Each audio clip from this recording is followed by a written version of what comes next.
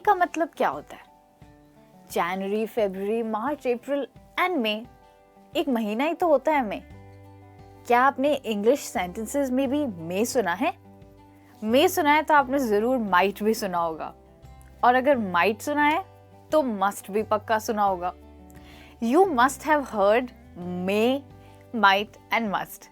इसका मतलब है कि आपने जरूर मे, माइट और मस्ट सुना होगा इंग्लिश सुनते हुए। जी हाँ, सुना तो आपने है, पर आप कंफ्यूज्ड हैं कि आप इन तीनों को इंग्लिश में कैसे यूज करें, क्या मतलब होता है और क्या फर्क होता है मे और माइट में, और मस्ट को हम कब यूज करते हैं। इस चीज का सॉल्यूशन मेरे पास है। मेरा नाम है मिशेल और आज के इस लेसन में मैं लाई हूँ आपकी प्रॉब्लम का सॉल्यूशन, जहाँ पे मैं आपको डिफरेंस बताऊंगी मे, माइट और मस्ट का और उनकी सही यूसेज। तो देखते रहिए मेरे साथ। मेरा नाम है मिशेल और हम आज सीखेंगे मे, माइट और मस्ट के यूजेस। तो मे का पहला यूज होता है परमिशन मांगना। पर किस टाइप की परमिशन मांगना? हम कैन भी तो यूज करते हैं, कुड भी यूज करते हैं परमिशन मांगने के लिए। तो मे में क्या फर्क है? वेल, मे को यूज करते हैं आप फॉर्मल परमिशन के लिए, मतलब औपचारिक परमिशन। जैसे कि आप अपने टीचर से या अपने बॉस से जब परमिशन मांगेंगे तो आप मे यूज करेंगे, पर जब आप अपने दोस्त से परमिशन मांगेंगे उसकी बाइक यूज करने के लिए तो आप कैन यूज करेंगे। फॉर एग्जाम्पल, अगर आप अपने टीचर से कह रहे हैं क्या मैं अंदर आ सकता हूं, तो आप बोलेंगे मे आई कम इन। अगर आप अपने दोस्त को बोलेंगे can I use your bike, ये फॉर्मल नहीं है, ये बहुत इनफॉर्मल है। आप ये भी कह सकते हैं क्या मैं कुछ कह सकता हूं, कैन आई से समथिंग। इसको ही आप थोड़ा सा और ट्विस्ट करके बोल सकते हैं, क्या मैं एक सवाल पूछ सकता हूं, मे आई आस्क वन क्वेश्चन। तो ये सेंटेंस आप यूज करेंगे किसी टीचर, बॉस या किसी ऐसे इंसान के साथ जो आपके दोस्त नहीं है पर जिनको आप बहुत रिस्पेक्ट करते हैं। अब अगर आपको अपने दोस्त के साथ मूवी देखने जाना है, आप बोल सकते हो may I join you for the movie, क्या मैं तुम्हें मूवी के लिए ज्वाइन कर सकता हूँ। तो यहाँ पर आपने दोस्त को मे बोला इसलिए क्योंकि आप चाहते हो कि वो आपको मूवी पे लेके जाए, तो आप उन्हें बहुत ज्यादा रिस्पेक्ट दिखा रहे हो। तो आपने देखा कि मे को हम यूज करते हैं औपचारिक परमिशन के लिए या फॉर्मल परमिशन के लिए। मे का सेकंड यूज होता है संभावना के लिए, मतलब पॉसिबिलिटी कि क्या चीज हो सकती है। जब कोई चीज बहुत ज्यादा हो सकती है तो आप मे यूज करेंगे। फॉर एग्जाम्पल, वो तुम्हारे प्लान से जरूर एग्री करेगी। She may agree with your plan, मतलब बहुत ज्यादा क्षमता है, संभावना है कि वो आपके प्लान से अग्री करेगी। आज शाम को बारिश हो सकती है। आप सोच रहे हैं ऑलमोस्ट 90% आपको लगता है कि आज शाम को बारिश होगी, तो आप कहेंगे it may rain this evening. आप ये नहीं कहेंगे it may rain today evening, वो गलत होगा। आप कहेंगे it may rain this evening. अगर आपको लगता है कि आपके दोस्त लेट होने वाले हैं, आप कह सकते हैं they may be late because their car crash down. तो अगर उनकी कार रास्ते में खराब हो गई है तो काफी ज्यादा संभावना है, पॉसिबिलिटी है कि वो लेट होंगे। मैं आपको कहती हूं कि आपको इंग्लिश कोर्स जरूर ज्वाइन करना चाहिए। अब मैंने आपको कहा है तो आप मेरी एडवाइस तो फॉलो करेंगे। तो आप कह सकते हैं ही मे जॉइन इंग्लिश कोर्स, मतलब बहुत संभावना है कि वो इंग्लिश कोर्स ज्वाइन करेगा। अब एक सेंटेंस है जो आप बहुत ज्यादा यूज कर सकते हैं। अगर आपको लगता है कि आप गलत हैं किसी बात पे, तो आप कहेंगे मैं गलत हो सकता हूं, आई मे बी रॉन्ग, मतलब काफी पॉसिबिलिटी है, संभावना है कि आप गलत हैं। ठीक है, तो अब हम आगे बढ़ते हैं। तो जरा देखें कि मे का यूज तो हमने सीख लिया, अब माइट का यूज क्या होता है। माइट तो बेसिकली बहुत सिंपल है, क्योंकि ये सिर्फ मे का पास्ट फॉर्म है। जैसे कुड कैन का पास्ट फॉर्म है, इसी तरीके से माइट मे का पास्ट फॉर्म है। और माइट को आप यूज करेंगे जब किसी चीज के होने की संभावना बहुत कम हो। जी हाँ, जब संभावना बहुत ज़्यादा हो, पॉसिबिलिटी ज़्यादा हो, तो आप मे यूज़ करेंगे।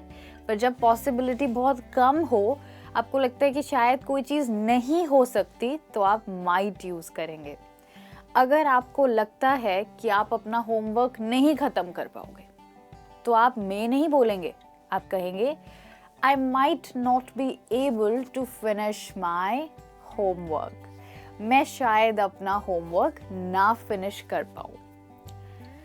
अब जरा इसका पॉजिटिव फॉर्म भी देखते हैं। मैं शायद डॉक्टर के पास जाऊँ। I might go to the doctor. तो यहाँ पे एक छोटी सी पॉसिबिलिटी है कि आप थोड़ा टाइम निकाल के डॉक्टर के पास जाएंगे। अब शायद आपको किसी पार्टी में जाना हो और आप नहीं जा पा रहे हो, तो आप अपने दोस्त को कंफर्म करके बोलोगे I might not be able to come this time. मैं शायद इस बार ना आ पाऊँ। मतलब काफ़ी कम चांसेस हैं कि इस बार आप पार्टी में जा पाएंगे। कभी ऐसा हुआ है कि आप जा रहे हैं कहीं और आप कहीं से आए हैं और आप अपने घर पहुंचते हैं और आपने अपनी पॉकेट्स चेक करते हैं, आप देखते हैं कि आपके पास आपकी चाबी ही नहीं है। तो आप ढूंढने लगते हैं और आपको मिलती नहीं है। तो आपका दोस्त आपको कह सकता है You might have lost the keys. हो सकता है कि तुमने चाबी खो दी हो। तो यहाँ पे पॉसिबिलिटी बहुत छोटी है, हो सकता है कहीं गिर गई हो। अब ऐसे ही अगर आपने किसी शॉप पे जाना है कुछ खरीदने, आप अपने दोस्त से डिस्कस कर रहे हैं और वो आपको बोले हो सकता है आज शॉप बंद हो, तो इसको वो कहेगा The shop might be closed today. तो अब हमने सीख लिया कि हमें माइट को और मे को कैसे यूज करना है। हम देखेंगे कि हमें मस्ट को कैसे यूज करना है। मस्ट को हम तब यूज करेंगे जब हमें कोई काम बहुत ज़रूरी है, मतलब हम चाहते हैं कि कोई चीज़ ज़रूर हो, तो हम मस्ट यूज़ करते हैं। और ये नेसेसरी, कोई चीज़ नेसेसरी हो मतलब बहुत ज़रूरी हो, या कोई चीज़ जो आपको चाहिए ही चाहिए, तब आप मस्ट का इस्तेमाल करेंगे जब आप उसके बारे में बताएंगे। फॉर एग्जाम्पल, मुझे आज अपना प्रोजेक्ट कंप्लीट करना पड़ेगा, ये ज़रूरी है, तो यहाँ पे आप मस्ट यूज़ करेंगे। आप कहेंगे I must complete my project today. तो मतलब ये ज़रूरी चीज़ है, नेसेसरी चीज़ है और ये रिक्वायर्ड है, इसलिए आप मस्ट यूज़ करेंगे। इसको इंग्लिश में ऑब्लिगेशन भी कहते हैं, मतलब कोई चीज़ जिसको करना बहुत ज़रूरी हो। तुम्हें मुझे अभी जवाब देना पड़ेगा। क्या आपने कभी किसी को ये कहा है? तुम्हें मुझे अभी जवाब देना पड़ेगा। You must answer me right now. जवाब देना पड़ेगा का मतलब है कि कोई चीज़ आपको करनी ही पड़ेगी। अब मस्ट का एक और यूसेज है। जब कोई चीज़ होने की संभावना बहुत ही ज़्यादा हो, में से भी ज़्यादा हो, तो आप मस्ट यूज़ करते हैं। जैसे कि कोई इंसान जो सारी क्विज सॉल्व कर सकता हो और उसके पास हर सवाल का जवाब हो, आप उसे जीनियस बोलते हैं। पर उसको आप सेंटेंस में बोलने के लिए कहेंगे he must be a genius. वह जरूर एक जीनियस होगा। You must be happy. तुम आज जरूर खुश होगे। She must be very tired. वे जरूर बहुत थक गई होगी। तुम्हें मुझे सुनना पड़ेगा। You must hear me. इस तरीके से आप मस्ट को यूज कर सकते हैं बहुत ज़रूरी चीज़ें बोलने के लिए, जो कि ज़रूरी हैं, रिक्वायर्ड है और जो होने की संभावना बहुत ज़्यादा है। अब ज़रा रुकिए, आपने मे, माइट और मस्ट का यूज़ तो सीख लिया, पर अब आप मुझे बताएंगे कि आप इसको सेंटेंस में कैसे डालेंगे। मैं एक एक करके 3 सेंटेंस बोलूँगी, जिनमें से कि एक वर्ड मिसिंग होगा, या तो वो वर्ड मे है या माइट है या मस्ट है। आपको इनमें से कोई एक चूज करके सही ऑप्शन को उस सेंटेंस में डालना है। तो जब आप तैयार हो तब आप पॉज करके प्ले करें वीडियो को। तो पहला सवाल है, She dash have practiced English dialogues a lot. Her performance was amazing. I repeat, she dash have practiced English dialogues. Her performance was amazing. क्या डालेंगे आप यहाँ? इसका करेक्ट आंसर है मस्ट, क्योंकि हम यहाँ पे कोई चीज बता रहे हैं जिसके होने की संभावना सबसे ज्यादा है। चलिए अगला आपके लिए, I can't find my watch anywhere. I dash have lost it. I can't find my watch anywhere. I dash have lost it. क्या आपको याद है मैंने आपको बताया था चाबी के बारे में? अगर आपने अपनी चाबी खो दी है तो आप कहेंगे I might have lost it. तो यहाँ भी आप यही बोलेंगे, I might have lost it. चलिए आपके लिए फाइनल ट्राई है, इसको तो आप कोशिश कीजिए सही करने की। You dash be kidding. How is that possible? You dash be kidding. How is that possible?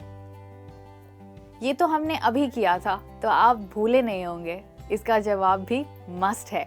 You must be kidding. How is that possible? क्योंकि यहाँ पे किसी चीज़ के होने की संभावना, पॉसिबिलिटी सबसे ज़्यादा है। चलिए, मुझे उम्मीद है कि आपका एक तो सही आया होगा उत्तर, और अगर एक भी आंसर सही नहीं है तो प्लीज़ वीडियो को रिवाइंड कीजिए और दोबारा देखिए और समझिए कि आपने कहाँ गलती की समझने में। ऑल द वेरी बेस्ट आपके इंग्लिश लर्निंग जर्नी में। प्लीज़ वापस आइएगा मेरे साथ और लेसन्स देखने के लिए। See you very soon. Bye bye.